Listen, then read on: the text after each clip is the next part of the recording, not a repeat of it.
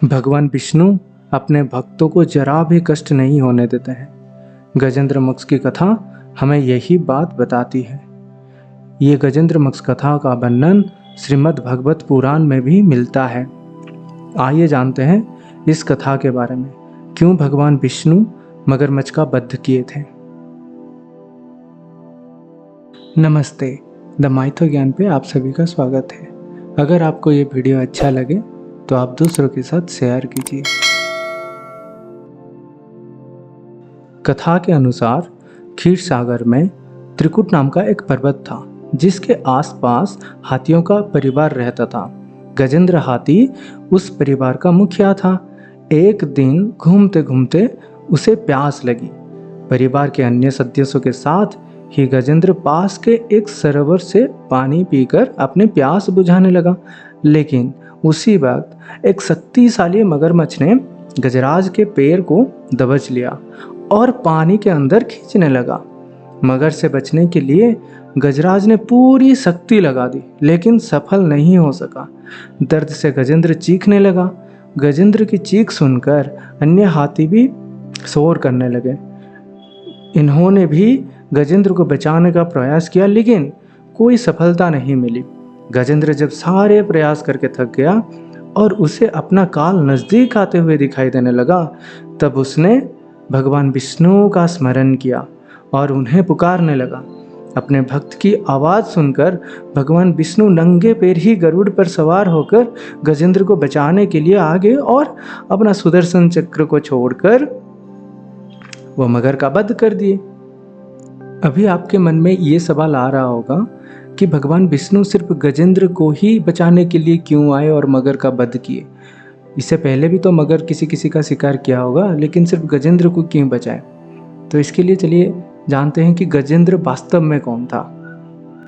गजराज गजेंद्र अपने पिछले जन्म में द्राविड़ देश का राजा इंद्रद्युम्न था। वह भगवान के बहुत बड़ा सेवक था।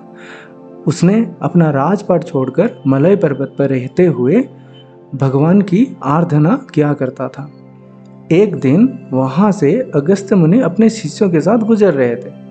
उन्होंने राजा को एकाग्रचित होकर उपासना करते हुए देखा। अगस्त्य मुनि ने देखा कि यह राजा अपने प्रजा पालन और गृहस्थचित अतिथि सेवा आदि धर्म को छोड़कर तपस्वी की तरह रह रहा है। अतः वो राजा इंद्रद्युम्न पर क्रोधित हो गए और क्रोध में आकर उन्होंने राजा को शाप दिया कि हे राजा, तुमने गुरुजनों से बिना शिक्षा ग्रहण किए हुए अभिमान बस पर उपकार से निवृत्त होकर मनमानी कर रहे हो, अर्थात हाथी के समान जड़ बुद्धि हो गए। इसलिए तुम्हें वही अज्ञानमयी हाथी की योनि प्राप्त हो। तो राजा ने इस शाप को अपना प्रारब्ध समझा। ठीक वैसा ही हुआ। शाप के हिसाब से अगले जन्म में राजा हाथी की योनि प्राप्त किए और वो गजराज गजेंद्र बने। अभी आपके मन में ये चल रहा होगा, मगरमच्छ तो बिना कारण ही मारा गया। लेकिन ऐसा नहीं है। भगवान कुछ भी करते हैं तो उसके पीछे जरूर कुछ ना कुछ कारण रहता होगा। अब चलिए जानते हैं ये मगरमच्छ कौन था। मगरमच्छ अपने पिछले जन्म में हुहू नाम का एक गंधर्व था। एक बार देवल ऋषि जलाशय में स्नान कर रहे थे और ये गंधर्व उस जलाशय में पीछे से चुपचाप जाकर ऋषि के पैर पकड़ के उनको मगरमच्छ की तरह अंदर खींचने लगे, जलाशय के अंदर खींचने लगे। जब ऋषि को ये बात पता चला तो ऋषि क्रोधित हो गए। फिर वो हुहू को श्राप देते हुए कहे कि हे गंधर्व, तुझे लाज नहीं आती? तुझे संत महात्मा का आदर करना चाहिए और तू मजाक उड़ा रहा है और मगर की तरह आकर मेरा पैर पकड़ता है।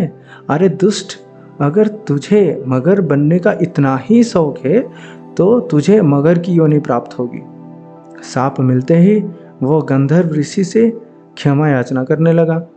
तब ऋषि ने कहा, तू मगर की योनि में जरूर जन्म लेगा, लेकिन तेरा उद्धार भगवान के हाथों ही होगा।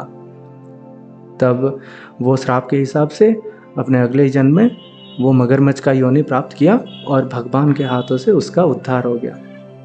तब ये था गजेंद्र मोक्ष की कथा, जिसमें दोनों का उद्धार हो गया, एक मगरमच्छ, दूसरा गजराज गजेंद्र। आपका बहुत बहुत धन्यवाद हमको पूरा सुनने के लिए।